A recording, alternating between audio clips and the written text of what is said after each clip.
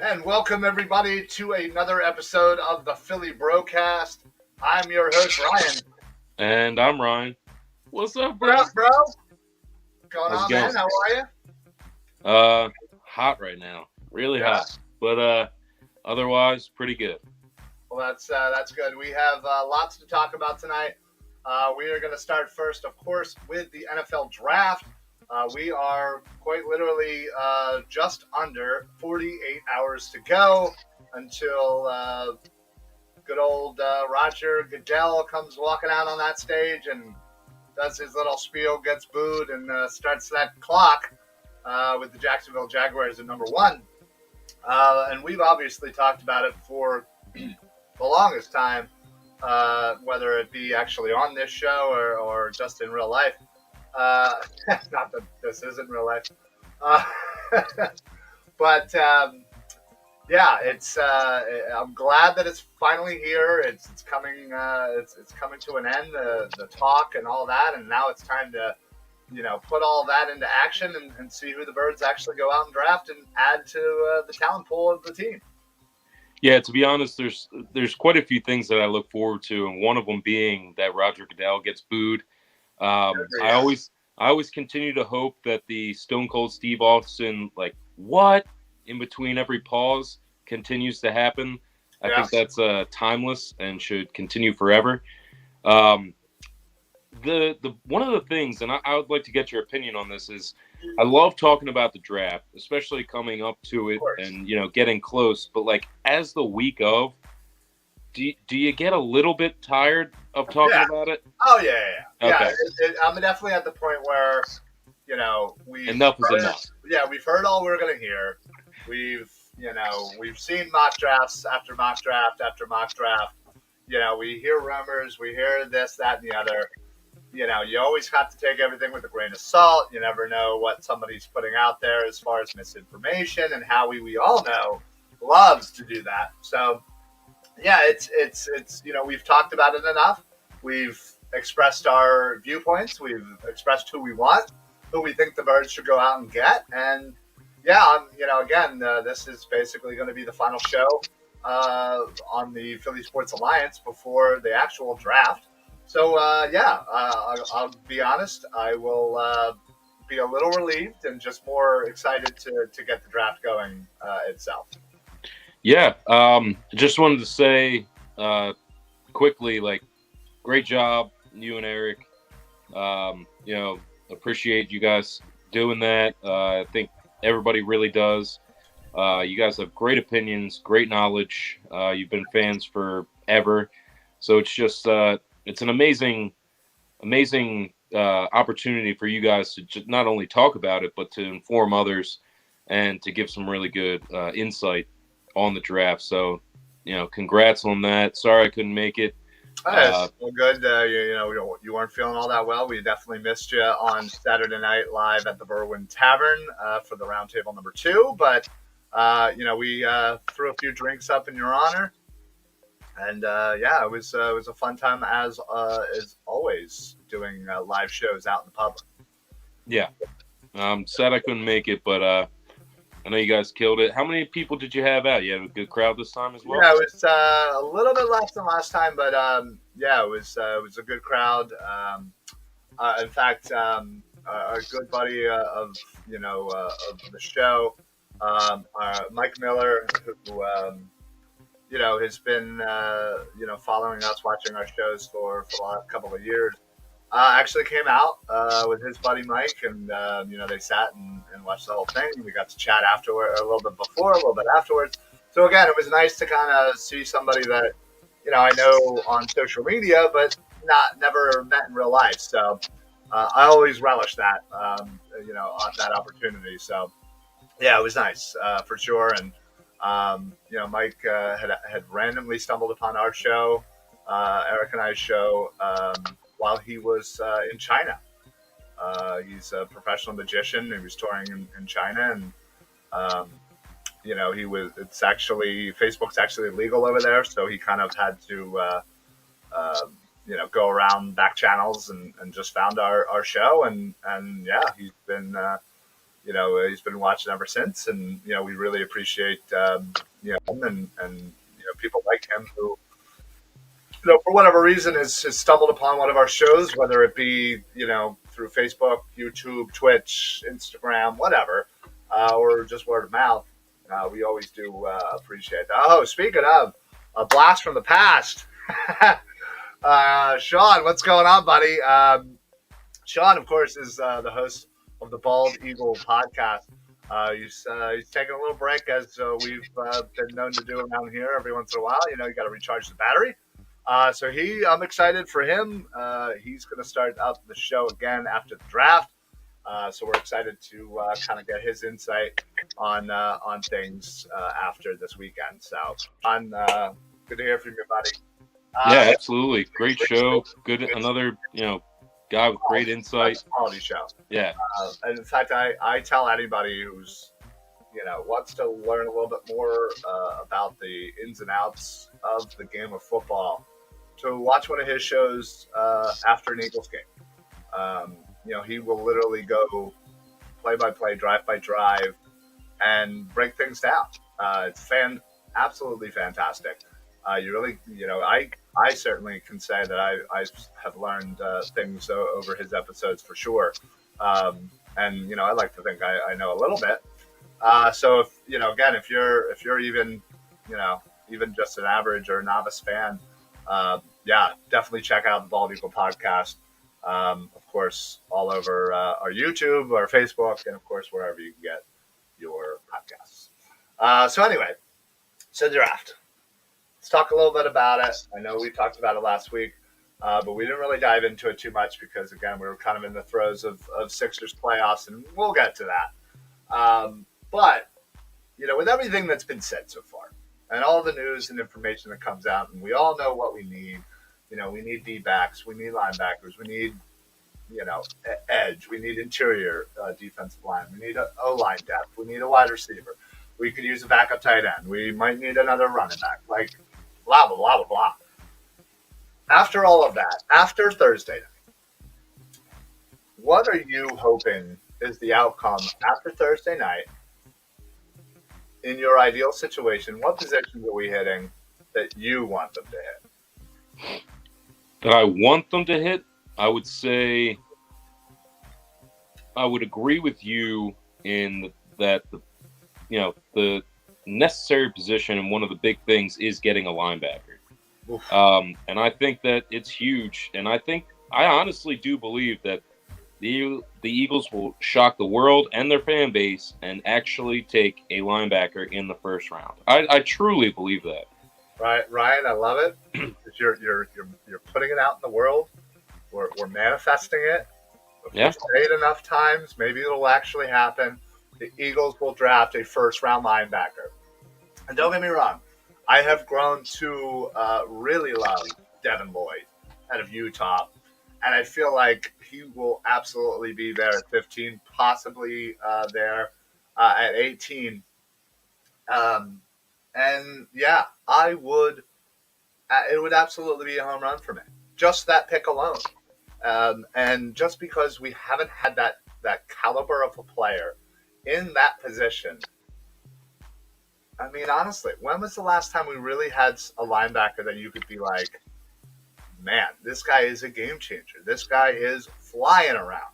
I mean, seriously, when was the last time? Jeremiah Trotter. Yeah, basically. That's pretty much it. You had brief moments here and there with, like somebody like a Jordan Hicks who showed you flashes, or Bradham, would show flashes. But again, it was inconsistent, and it wasn't, there wasn't that star quality. And I think Lloyd could easily come in here and be that star linebacker. And I have always said that a defense, when you look at the great defenses over the history of the game, and yes, I get it, era to era, decade to decade, even sometimes year to year, the importance of certain positions will go up and down. Linebacker certainly seems to be trending on the downward spine right now. But think about all the great linebackers on the great defenses over the years. Yeah, I mean, every single one of them had at least that impactful linebacker that you could be like, damn, like that's a dude. Yeah. Ray Lewis, Brian Urlacher, Singletary. And just like in the most recent, and I would say arguably the most impactful defense to help a team win a Super Bowl was for the Seahawks. And they had a great linebacker and a great secondary. Yeah. So that being said, I would be ecstatic if we could pick up either a safety or corner in the first round as well. Yeah. Oh, yeah. I just posted on Twitter. What's your realistic ideal situation of who we get in the first round? And I personally said Kyle Hamilton and Devin Lloyd. I don't think it's out of the realm of possibility that Kyle Hamilton wouldn't fall a little bit. And not saying that he would fall all the way to 15, but the Eagles certainly are one to move up and down as they need to. And say they move up to 10 if he slips that far. I could easily see a scenario where they trade number 83 and number 15 and maybe a 6th rounder or something else to sweeten the pot a bit to move up to 10 and select Kyle Hamilton. Or maybe throw in Jalen Reagor or somebody like that. Or Dillard or whoever, we're throwing out in the trash heap. Exactly. And then sit at 18 and Lloyd sits there and is the selection at 18. Yeah. That right there would be not only dream scenario, but that changes your defense in such a way. Because think about what we have at safety. right now we have Anthony Harris, who again was here for last year, did okay, Serviceable. not a star. We lost McLeod, who was great while he was here, but let's be honest, he was getting older and injured, and it was time Injured for quite a bit. quite a bit, right? And then you have Marcus Epps, who is a great depth piece, but should not be a starting safety in this league. Certainly, he hasn't shown it anyway. You bring in somebody like Hamilton with Harris as your starter. You have Slay. If you could bring in another corner, even if you get somebody of the skill level of a Steven Nelson, or against, a rookie in the second or third round or something like that. Even someone like a Daxton Hill out of Michigan. Sure. Yeah. Not a bad Not look. a bad selection, right? So you could transform your defensive backfield in so many ways, and then you transform your linebacker room with just one guy. Considering you have Reddick, who again is going to kind of split between edge and linebacker and whatnot. Your defense is just instantly better than last year, without a doubt on paper.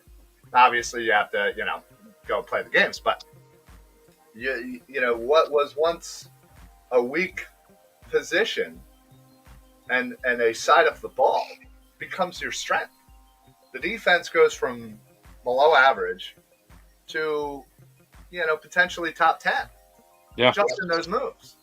And I think it's a no-brainer that if those guys are there and those guys are able to be gotten, whether, again, it is Hamilton or somebody like Sauce if he, starts to slip, or Stingley, or even if you stay and you take somebody like McDuffie or Booth, that's important for this defense to transform and continue to grow. And if you get those two positions handled, I would be so ecstatic. Those would be instant jersey purchases. Instant. Here's a question for you.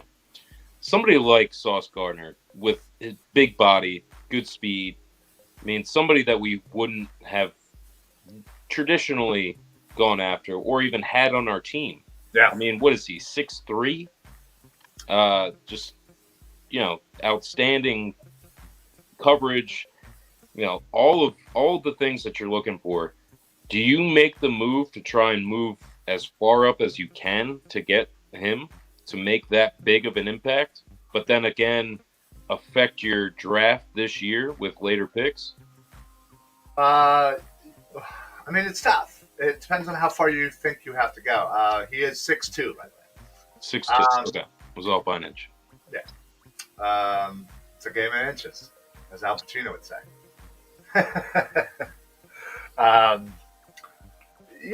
Again, if you're talking, you're moving up to like 6 with Carolina to get him, I'm definitely okay with that.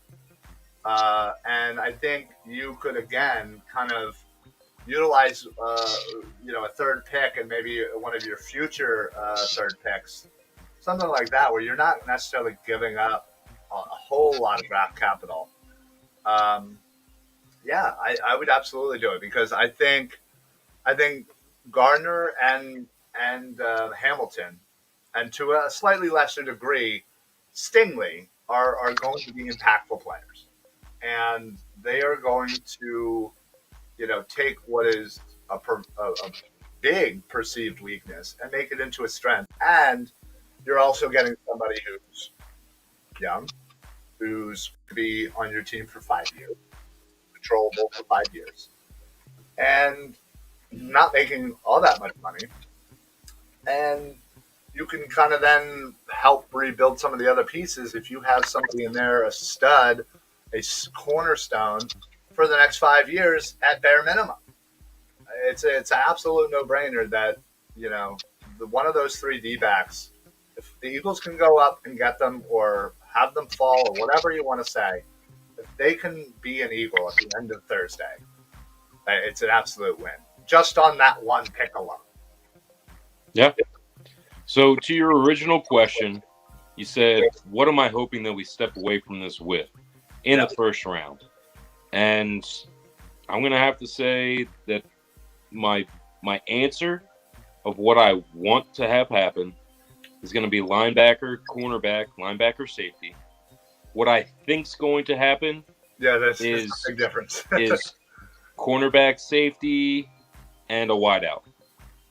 Yeah, honestly, I am preparing myself mentally for the no linebacker pick. I mean, let's be honest. A betting man would certainly put heavy money on them not selecting one. Yeah. I think wide receiver or D line is the answer of what other position they would go after. Um, as much as D line isn't necessarily an immediate need, it's still very, very important because the way Howie builds the team, they're always thinking about next year, 2 years. And you have somebody like Brandon Graham. You have somebody like Fletcher Cox. But let's be honest, in 2 years' time, both of them may not even be on this team. Hell, maybe even next year, they both might not be on this team. I mean, we can face a reality come next year that we're going to have Brandon Graham, Fletcher Cox, Jason Kelsey. Maybe even Lane Johnson. And then, depending on somebody who's, in their twilight, if you will, that might have gotten hurt during the year. It's like, I'm just hanging it up. You might be looking at 4 to 6 big name players on this team gone. Yeah, well, exactly. I think in that 3 to 4 range just next year is very likely. Especially every year we're worrying about Jason Kelsey and whether or not he's going to retire, which personally is really freaking annoying. But I got it. I mean, at least he doesn't make you hang on that long. No, that's true. At least he's not. And when he does say that he's coming back, he does it in an awesome way. He really does. Yeah, the fact going that to Wildwood and bartending, or just shotgunning a beer. Exactly. Yeah, he was pumping a keg that he got from his head coach. It was just like, I love how he drinks it too. He always carries it from this side and then just goes. Yeah, apparently that's how offensive and defensive linemen chug beers. I was watching that video of Bakhtari from Green Bay chug at the Bucs game, and he just grabs it like this and it's just gone. All right, well, gone. I think as official bros, I think that's how we should do it from now on. I mean, it does show off the bicep when you kind of bring it up.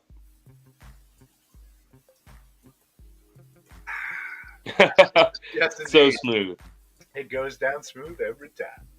Yeah, but all right. Yeah, no, I will in turn ask you that question, even though I know you went over this a lot on Saturday night, and you and Eric had great conversations. Yeah, you brought it up in a fantastic way. What do I think they're going to do, and what do I want them to do? Because that is 100% two different answers. I've already told you what I want them to do. What I think they will do is go after somebody like Jordan Davis, Devontae Wyatt, defensive line, the interior defensive line, and a wide receiver. And I think Jamison Williams is most likely the name. You've been hearing about his name a lot. They're saying the Eagles are honed in on them. I kind of take that with a grain of salt as more of, hey, listen, I'm just setting, and I get why Howie does this. Howie's been on the phone for the last couple days, I'm sure, and will be up until the draft, talking to every single team pretty much in the NFL of hey, what's your thoughts on trading up? What's your thoughts on trading back? Blah, blah, blah, blah. What might that look like? Or even actually set things up and say, hey, listen, if certain scenarios happen, would you be okay with doing this trade? And probably setting that up and saying draft night, if it falls the way he wants it, calling up that team and being like, hey, listen, our board fell, exactly the way we wanted it. We still got a deal on this trade. All right, good, great, throw it in. So the simple fact of the matter is, I think that information gets put out there as more of a, hey, I'm letting it be known that we'll take them at 15, but if there's somebody else that wants them, please, by all means, give me a call, and we'll work something out. Yeah. What do you think about a a wideout, and I'm sorry that I'm asking this, but I didn't really get to ask it on Saturday. But what do you think about somebody like Garrett Wilson from Ohio State? Yeah, Garrett Wilson to me is my second favorite wideout in this draft class. I personally think he'll probably go top 8, if not top 10. Well, actually, probably top 8 because I don't see Seattle or the Jets grabbing him. But you never know. But yeah, I think he's probably most likely the first wide receiver off the board. I do not see him slipping to us unless somebody happens to like Drake London a little better. I've seen some mock drafts that have him falling. I have to. I just think it's less likely, but I would be more than okay with that. When it gets to somebody like Drake London, or is it Olave? I'm unsure. I think it's Olave. Olave? Okay, well, I'll just trust you on that one. And I'm pretty sure that's how I've been saying it, so I might as well keep going. Yeah. When it comes to London and Olave, that's when I kind of get, I don't know if I like that at 15 or 18. But I'll tell you, though, if we trade back into like the mid-20s and Treylon Burks is there, I'm all for that. I am all for that. So it's almost like I have Williams, Garrett, and then Burks is kind of my top 3. Now, granted, again, if we trade back and happen to pick up London or Olave, all right, yeah, I'll be okay with it and hope to God that they made the right decision. But I wouldn't be as immediately excited as I would be for those 3 that I just mentioned. Whereas, I'd be a little bit more hesitant on some of the other 2. So, but that also being said, there are some really good second-round wide receivers that I like. Yeah, that may even pop into the first. You have Sky Moore, you have Christian Watson, you have Dotson from Penn State. That's the dude. Yeah, I mean you have a couple of guys that may even trickle to the third. Mechie, Alec Pierce. There are Pickens, Moore. Yeah. Oh my gosh, Oh my God. I'm going through my list. How did I forget freaking Pickens? I actually really, really like him in the second round. I mean, would absolutely trade up to like the early 40s to go grab him because I have looked at enough of his tape, and I'm not saying I'm an expert. A lot of people have because Georgia was. Well, yes, but I'm saying after the fact.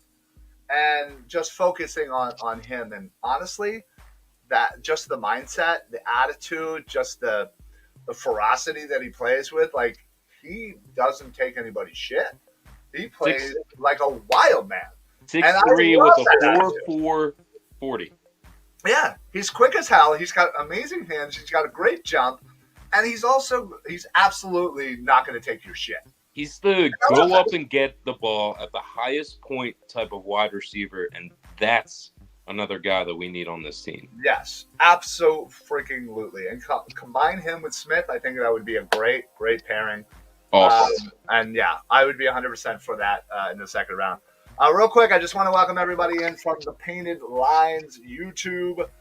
Thank you so much for joining us, as you always do. We do appreciate everybody, obviously, but specifically for the Painted Lines, we partnered up with them. We stream on their YouTube. They stream on our Facebook. It's been a really good partnership, and honestly, just meeting the guys and talking with them on the daily about this, that, and the other. It's really fantastic, and honestly, everybody that's commented in from the YouTube channel been amazing to talk to. So we appreciate everybody from the Painted Lines. Thank you so much, and glad that you are with us. Yeah, absolutely. Yeah. So so that's kind of our scenarios here. Let's talk a little bit more about the second round. Now, obviously, it all depends on what happens in the first round, but there are growing talks of going offensive line. in the second round. And there are a few guys there that, again, are kind of slated in that area, and I wouldn't necessarily mind. And considering, that we obviously have a need to replace, either Kelsey or Lane Johnson, or, again, do we need to go after more guards? Because, say Kelsey retires next year, is Sam Marlowe going to get kicked in the middle? Is Landon Dickerson going to get kicked in the middle? Either way, it looks like we're going to need some guard. So I wouldn't doubt that they go after a guard at some point in the mid rounds there. It's not sexy. It never is. But it certainly, again, goes with that philosophy of planning for the year or two out to replace, what you already have, and to continue to make what is one of your strengths to continue being a strength by constantly replacing when needed, before needed.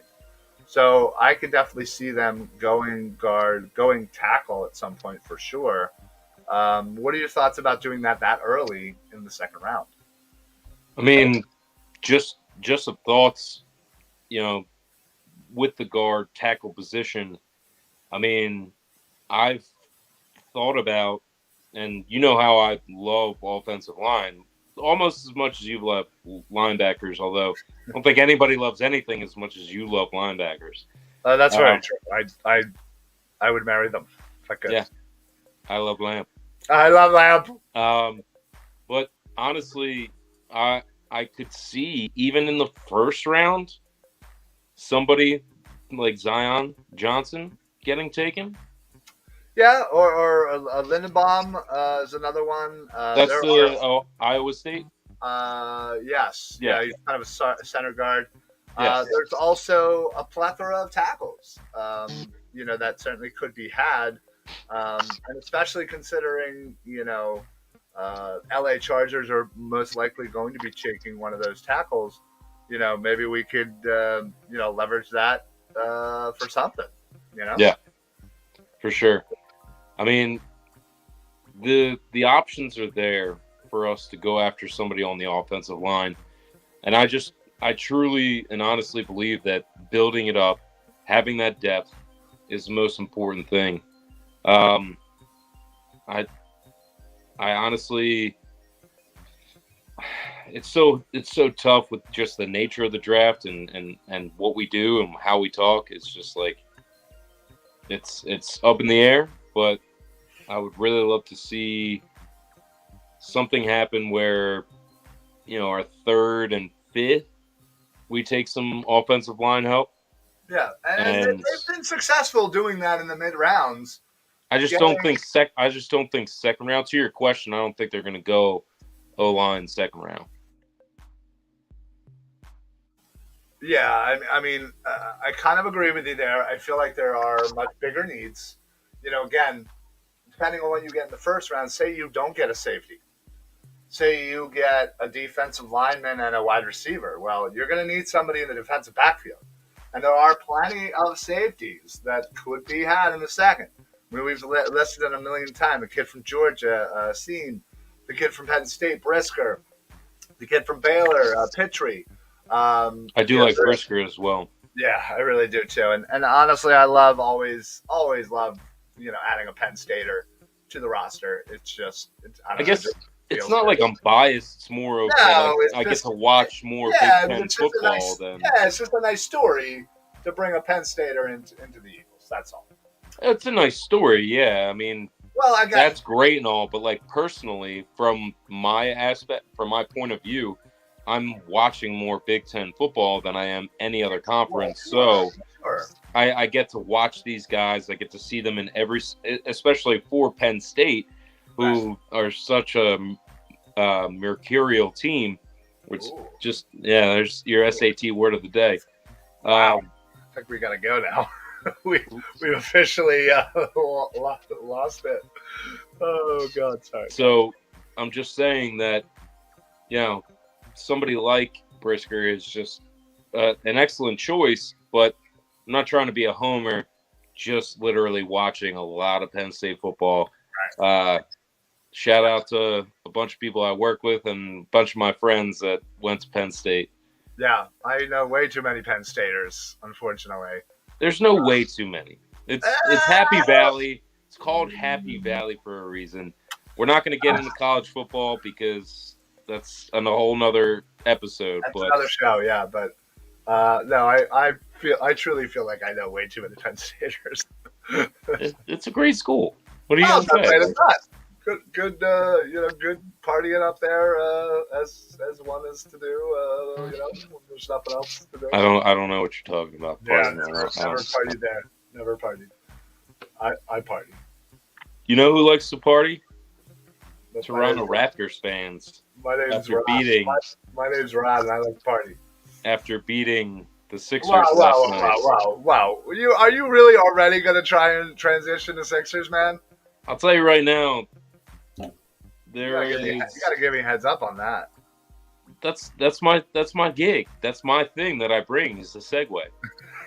I bring the segue. Well, listen, if I were to drive up to some event, I would be on a segue. I wish you'd get on your segue and get the hell out of here.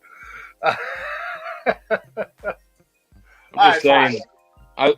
We can talk another hour and a half about football and Penn State and whatever, but I want to give the people what they want. Talk about how you were technically wrong, but I was technically right. Could be right. Let's be honest. Right now, I am on track to be right. If you break it down to what you said in that episode, that was what? What'd you say? Lose twice in Toronto after winning twice at home, correct? They won twice at home and they lost once All right, in Toronto. Yeah. All right, so I was off by I was on pace to be right, but the Sixers couldn't hit anything. They got out-hustled. They got outmaneuvered. They got out-coached for sure. For sure. And any type of run that the Sixers went on, the Raptors answered. Immediately. Yeah. It was awful. It was awful. Just like you texting the entire time while we're trying to talk. That's literally not what I'm doing. I'm kidding. You jump-started the segue, and now I got to push it out to the Sixers groups. Oh. I jump-started the segue. Yeah. So talk more about the Sixers while I do this. You got it. All right. So one of the big things that I wanted to talk about was the lack of, initiative to focus on Maxey. Maxey has been, I think, over the course of the series, averaging 22.5, something like that, points. Sure. Has just been a game changer with his energy, production, everything. Early in the series. Early in the series. Averaging overall in the series. Yeah, but he's waiting off the last couple games. He's waiting off the last couple games. Let's be honest. He hasn't been that impactful. He had a bad game yesterday. That's because he didn't get the ball enough. That's what I'm trying to say. If you don't give one of your biggest producers the ball, how can he produce? That's the key. You gotta go. So you're looking at Tobias Harris and obviously Embiid. Embiid's going to be your producer every game. Even when he has a low game of 19 points, he's still producing. He's still impacting. He is the most important person on that floor. But I'm glad to see Tobias Harris do his thing. I'm glad to see him contribute. But you didn't get the ball in Maxey's hands in a beneficial situation. The second quarter, you should have absolutely said, Maxey, take over, take the ball, run around, and do your thing. And what happened? The Raptors went on a 12-0 run and ended the game. They went on a lot of runs. They did, but couldn't answer. That one killed them. We just couldn't answer. That was the first one that killed them. I don't think that technically killed them. I think it broke them. What I'm saying is there's many contributing factors. I mean, you have arguably the worst shooter on your team taking 5-6 shots almost in a row for, over a course of 4 or 5 minutes in Matisse Thybulle, that is terrible. That is what can kill you. That is just lost possessions because he's terrible. Matisse in general killed you. He is effed up in the head right now. Defensively, he's so worried. We all agree defensively. Offensively, the guy just needs to drive the basketball. Just drive. He's got hops. He can finish. Regardless, he was terrible. I hope he never plays in this series again for many reasons. That's a dumb thing to say. Because why? Because if they win the next game, he won't. So that's kind of why I meant that. Double meaning. All I'm saying is, you're probably going to miss him defensively next game. But as you always will, but how many dumb turnovers did he have? How many dumb shots did he take that he maybe I can say for sure at least one dumb turnover. But I mean, if you're counting him just taking a shot as a turnover, then I guess. It's a lot of dumb turnovers. Listen. He had multiple wide open looks. And he either was too passive or he took the shot and clanked it. Kind of like Danny Green with his 2 wide open threes that would have absolutely changed the game around. The air balls? Yeah. So it was tough. Yeah, exactly. They didn't get anything timely as far as shots and hitting things.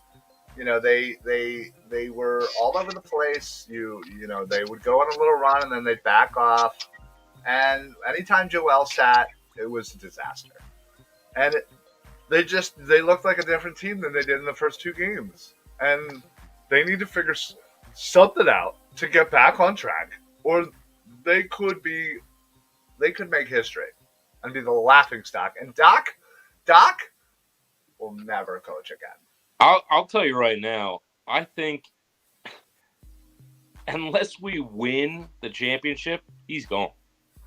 Even if we somehow make the championship, which I'm not saying is going to happen.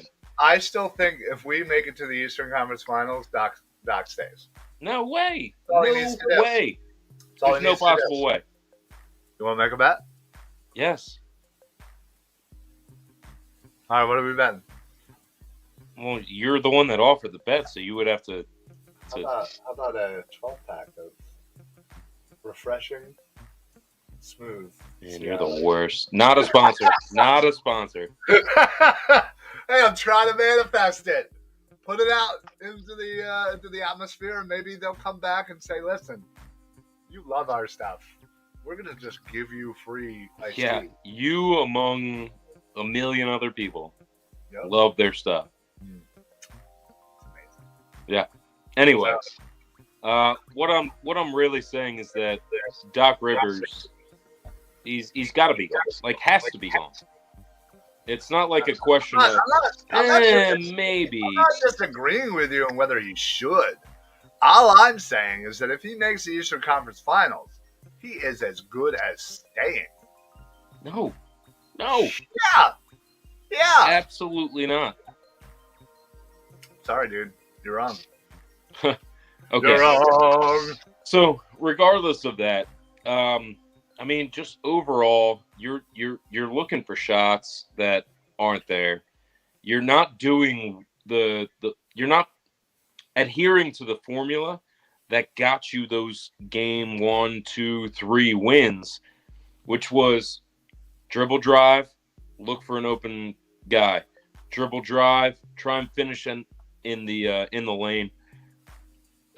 Make some plays in which is going to get a lot of these guys in foul trouble for Toronto. Yes. One of the big things was we were getting them in foul trouble, getting them to the free throw line, converting. It just wasn't happening last night, and they really just were on a mission to just make threes upon threes upon threes to get back, and that's not a formula. That's not how it's going to work. No. They got out hustled. They got out rebound. Their bench absolutely killed us. Even offensive rebounds that we should have had. Toronto snuck in, or I'm sorry, defensive rebounds we should have had. They're Toronto offensive board, killing us on the offensive board. There's literally a dude named Precious that is making us look bad. Precious.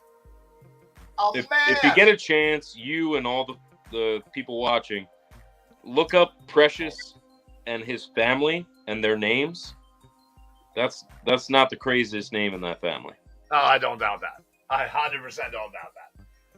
But regardless, their bench is absolutely murdering us, and they are absolutely out hustling us. They are absolutely out rebounding us, and they're doing the little things because that's how you get back into a series.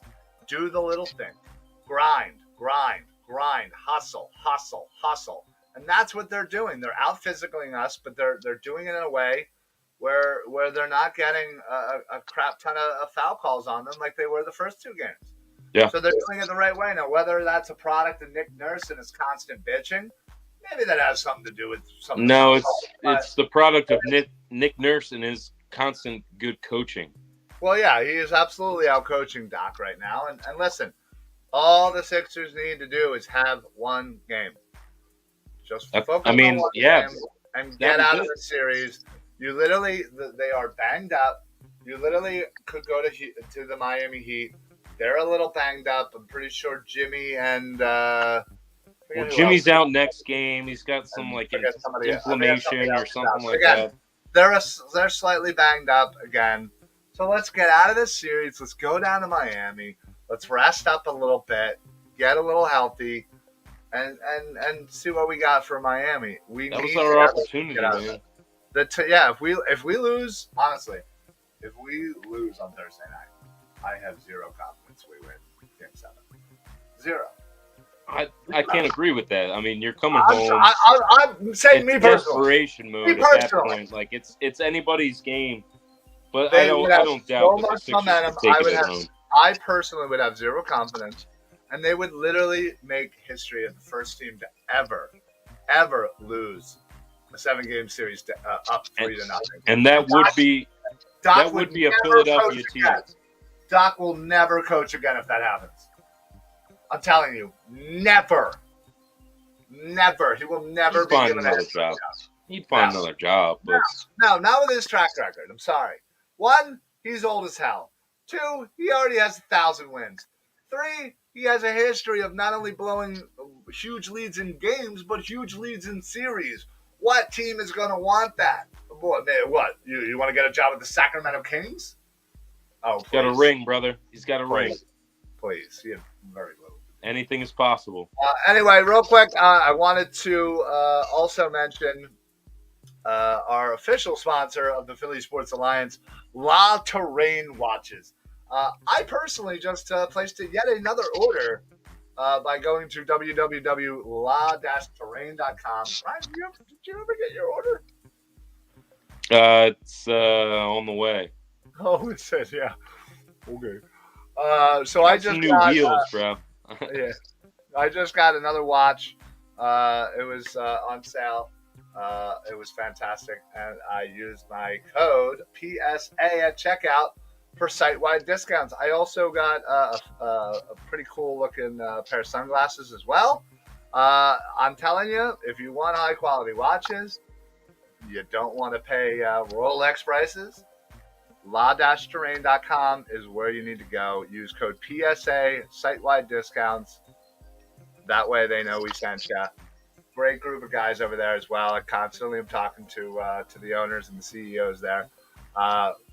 Just absolutely amazing. So check them out.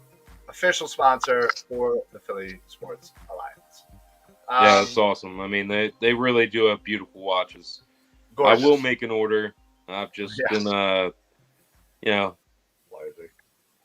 No, I've allocated my funds in different directions. Okay. So, regardless. Yeah, we'll go with that. Anyway, I'm not going to sit here and talk about anything else. But I love busting your chops about it. It's fantastic. Thank you. And actually, you know what? While I'm on the subject of things that I should be announcing, I also wanted to announce we are officially joining, and we have officially joined, Six Pack Coverage, which is a national media outlet based in Tennessee. please go to sixpackcoverage.com. Not only do they, our shows on there, they have other different shows from around the country. They have a real nice college kind of base for major colleges. They're doing coverage there. But they also do, fitness, finance, entertainment, travel, food, you name it. They got something for it, whether it be a podcast or a show or a blog or articles. It's absolutely fantastic. But you can also check out our shows over there as well. Also, our brother station, CEV Sports, is over there as well. So we are truly doing the Philly takeover for Six Pack Coverage. So check them out, sixpackcoverage.com, where you can check out all of our shows there, but also some other great shows, articles, and information. So we are super happy to be joining up with their network. You can see us on their YouTube and also their Twitter. So check them out and follow and subscribe to them as well. So, all right. We're going to wrap things up here. We talked a lot of draft. We talked a lot of Sixers. Yeah, we could talk a little Phillies, but honestly, what has changed in the week that we've talked? They're still disappointing. You know what, Reis? What has changed? That's what I want to talk to you about. What has changed? Nothing. And I think we're going to see a lot of nothing throughout this entire year. I mean, you might be right, but also there's a lot of nothing to talk about until it gets to like June, honestly. It's either do you overreact after 17 games and be like, oh no, or do you say, hey, it's April baseball, let it slide. They'll figure it out in May, figure it out in June, and we'll talk at the end of June. And if things are terrible, then things are terrible. Things are swinging back around, great. But guess what? It's a long ass season. People forget that, especially when the season first starts. People forget how long of a season baseball is. People forget. I remember. But people are so excited for baseball to be back. They're just like, oh, baseball games, woo! Oh, we lost. No, oh, we suck. It's not accurate. I disagree because one, and this is no dig on you, but let's be honest. You're not Mr. Social Media. I, on the other hand, I'm all over social media and see and hear what people are saying constantly every day, after every loss, after every this, after every that. And the sky is falling for a lot of Philadelphia Phillies fans. And listen, people need to relax. RELAX, relax. It's April baseball. The thing is, I am Mr. Social Media. I just don't post for our shows and stuff. Like I just watch and you're listen. Such an asshole. You still haven't. I'm all over social media. You just won't know it. You still haven't accepted the Philly Sports Alliance to follow you on Twitter. Yeah. Because God forbid your account's locked. You don't want anybody getting in there. You don't know. You don't know what's going on. You and your 9 effing followers. Get the fuck out of here. I'm just saying. Listen. One of the things that I have come to realize and is becoming a fact is that we have some real talent in our starting pitching, and it's going to get ruined by our defense. And I talked about it last week. I'm not going to harp on it right now, but I'm just telling you that this is going to be an issue because come July, August, we're going to be in important games and important series. And it's going to come down to one run. And even though Bryce and JT and Bohm and all of our great hitters are going to be producing and putting up good numbers. I mean, I can see Bryce because he's a slow starter if you kind of think about it. Same with Schwarbs. Yeah, even Schwarber. This is not going to matter when whoever is playing at shortstop has a routine ground ball go through his legs. and that's going to be the difference maker. I mean, you're most likely right. And I feel like this team is definitely another offseason away from fixing some of the issues that they need to fix. It's what we said 3 years ago, 4 years ago. Like, come on, we're done with this. All right, well, we have new issues that we got to fix. I can say right now that if we really want to make a difference, if we really want to impact this team, not you and I, but yeah, I was going to say management. What are we doing there?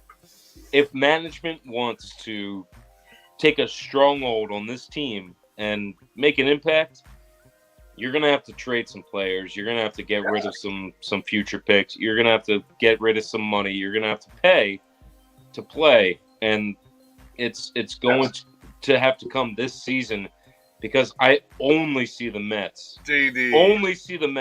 as our competition this year in our division. That's it. Not the Braves, huh? No, I only see the Mets. Okay. I know Acuna's coming back, and he's freaking stud, and I only see the Mets as our present and future competition. Okay. All right. Real quick, before we get on out of here, I wanted to announce again, something that we have been talking about here. In fact, oh boy, let me get off of that. Phillies are up 4-0, by the way. Nice. I wanted to mention we are going to be live outside of Lenny and Susie Sports Memorabilia in Pittman, New Jersey on May the 21st. I grew up down the street from there. I know. You can come on. You'll see Eric and Ryan and myself. We'll be hanging out, talking some Eagles, talking whatever. But we got some fantastic free giveaways. They'll be auctioning off a signed Wilbert Montgomery t-shirt or jersey to somebody in attendance. This is all set up by our good buddy Seamus, who is the owner of the Philadelphia Underdogs Facebook group.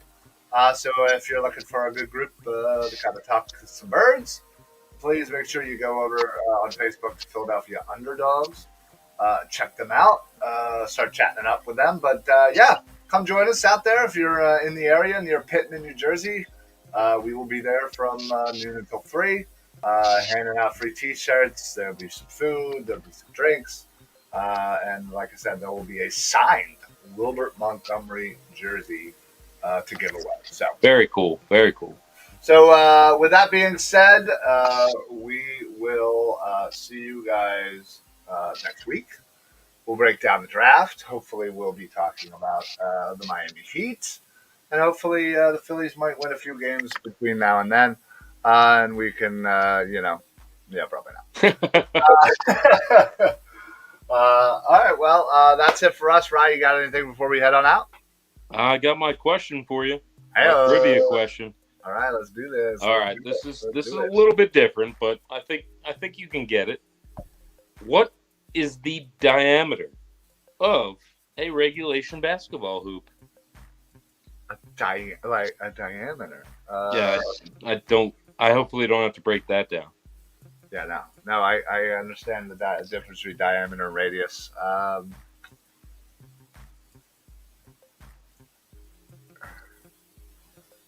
Dead air sucks. Let's go. Yeah, man. it really does. I'm gonna say 12.5 inches. I don't know. What? I have no idea. What do you think a basketball is, bruh? You can almost fit 2 basketballs into. Oh yeah, that's right. You're right. So almost. So what? 22 inches? 18. 18. Yeah. Sorry, I had no idea. It's all good. That's why it's a weird random question, bro. It's a random question, but it is basketball season. It's playoff time, and it's trivia. All right, there, bro. L indeed. Ooh, that's a good one. I like that. Thank you. All right, friends, we are going to head on out of here. Thank you so much for joining us and hanging out with us. Thank you all to all of you who liked, followed, and share. If you have not already, please head on over to Facebook. Twitter, YouTube, give us a Twitch and Instagram, and give us a follow. We are at Philly Sports PSA or just simply Philly Sports Alliance. So we will be back next week to break down the draft, break down the Sixers first round. We're just super excited to be a part of the Six Pack Coverage Network and to be partnering up with Painted Lions and to have La Terrain Watches as our official sponsor. Thanks for everybody who showed up last Saturday to the Berwyn Tavern. We will be continuing to do that and have a great partnership with them. But that's it for us. We're out of here. Thank you so much for listening and enjoying with us. So for the Philly BroCast, I'm Ryan. And I'm Ryan. See you later, Brokich.